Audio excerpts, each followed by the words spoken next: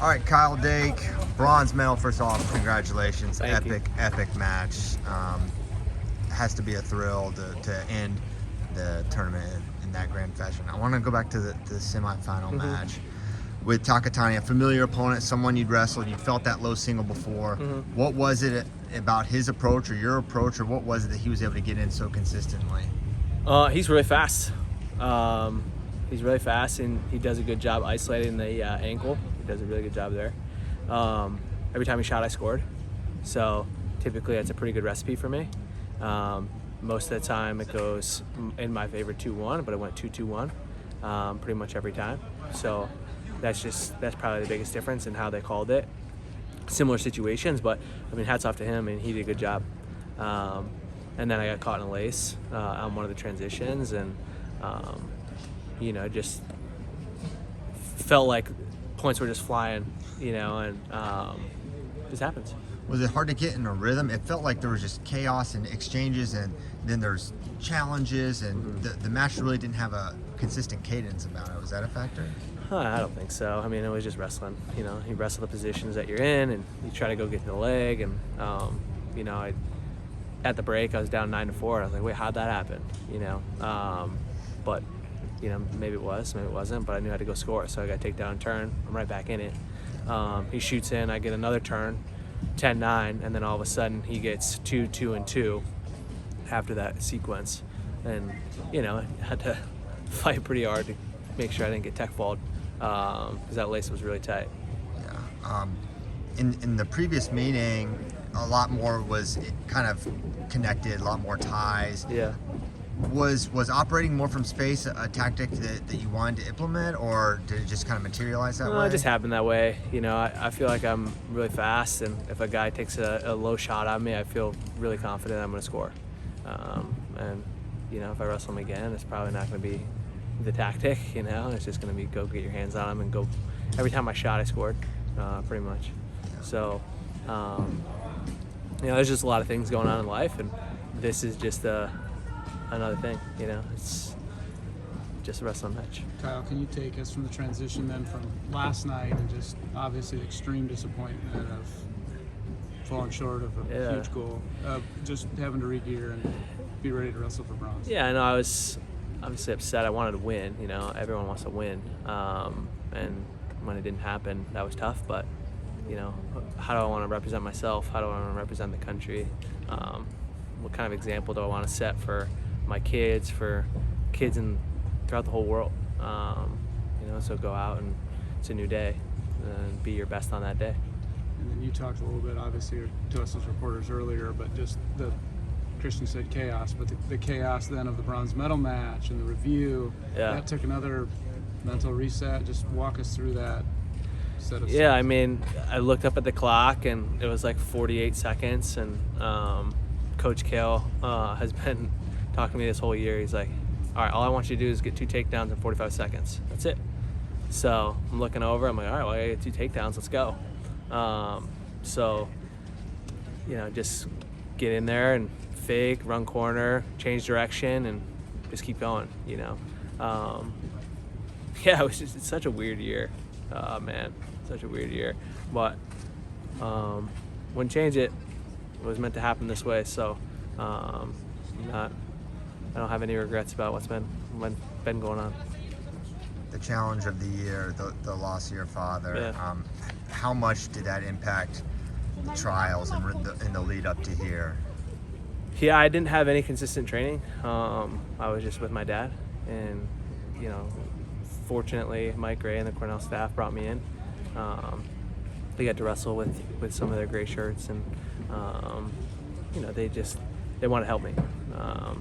Mike and Frank Borelli are 2 of my best friends, and I've spent a ton of time with them. So they have a job to do, I have a job to do, and they're like, hey, come on in, let's go. Like, I know you're in a tough spot.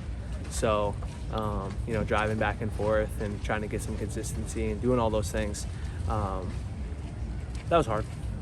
And then after the trials, just need to take some time off and try to get some sort of grieving period.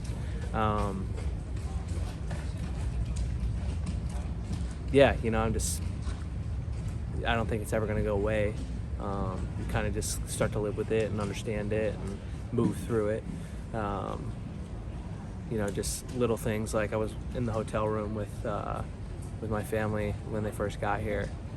And I'm looking around and I'm looking for my dad, and then I remember, and it hits you kind of hard. So, it was just a really odd year. I mean, I feel like I wrestled really well. I mean, I scored a lot of points, and I had fun. My body felt good. I had an amazing support team all the way through here. Dr. Hoper has been like a rock. She's been really helpful, and I really couldn't do it without her. It'd be really difficult. Just kind of, you got to get through it. Talked about your wife. Could you just describe the level of support she brings for you? Yeah, so my wife and I just celebrated 17 years together. So that's over. We've known each other longer than we haven't. We've been together longer than we haven't in our lifetime. So, the sacrifice that she made to do this with me. I mean, she's by my side all the time.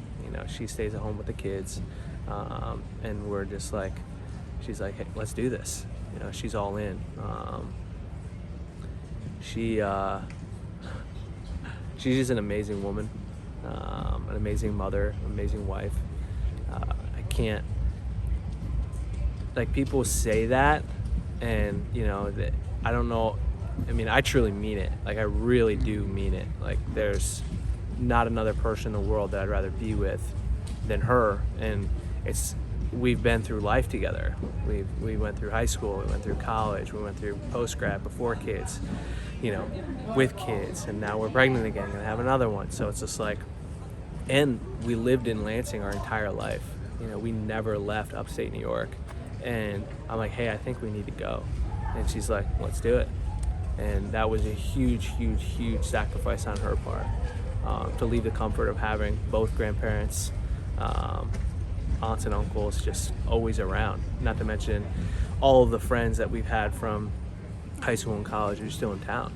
That was a huge change for us. And Megan did an unbelievable job. And while we're in state college, it's not just us, but from our experience of having so many people around, it was just us.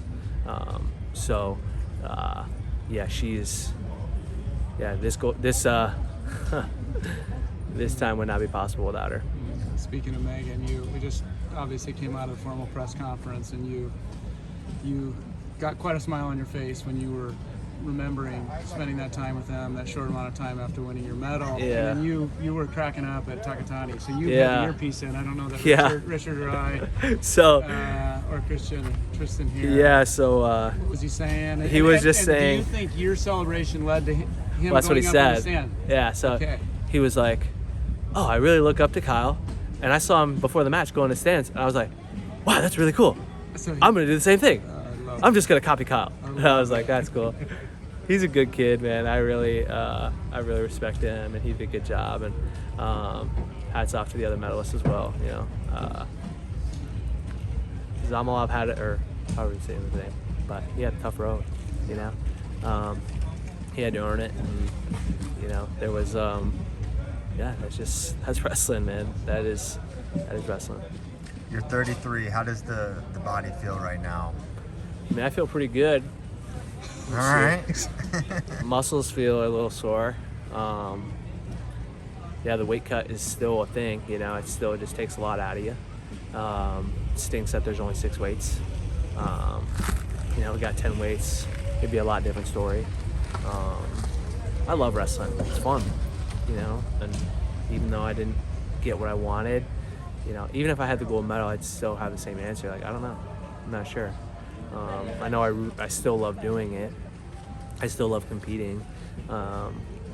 What do my kids want to do though? Like Ella Jo's like, "Hey Dad, can you hurry up so we can go get ice cream?" Like, she just sent me a voicemail about it. It's funny. She's 5. She'll be 6. Emmy will be 4 soon. So, yeah, it's it's a lot of fun being a dad. So I don't want to miss those moments either. Just my schedule, I get a lot of time with them. You know, I'm the first one up with them. You know, I cook them breakfast and do all of that, and then I go get my workout. And sometimes I come home for lunch and then help them put them down for a nap, and then I go back into practice, and then I'm always home for dinner. So, you know, I get to spend a lot of time with them. So that's I'm very, very thankful for Dandelion Wrestling Club for, you know, having the resources that they do to help support me in that. Thankful for all my sponsors, Spartan Combat, Pure and Clean Sports, Fanatics, Fanatic Wrestling, and USA Wrestling. You know, so yeah, it takes a village. They say that, and it really does. You know, I wouldn't be able to do it without them. And yeah. You had mentioned the weight cut's still a thing. As you're processing, continuing and not continuing, would moving up be an option for you? You're a two-time world champion at 79 kilograms. Would you consider that? Oh yeah, I asked Coach Bill. I'm like, hey, can we wrestle at the World Championships this year? And there's a rule that we're not allowed to. Some Olympians are allowed to. So, and you know, so it's funny because you know Zane is big for 65, I'm big for 74, and Aaron's big for 86. And we're like, well, why don't we all just move up? That'll be fun. And we got the kibosh on that pretty quick. But yeah, it would be a lot of fun. I mean, like I said, like wrestling, and yeah, LA's not too far away, but it's still kind of far away, so we'll see. Good. Kyle, thanks so much for your Yep. time, and congratulations. Thanks, guys. Appreciate it. Yep.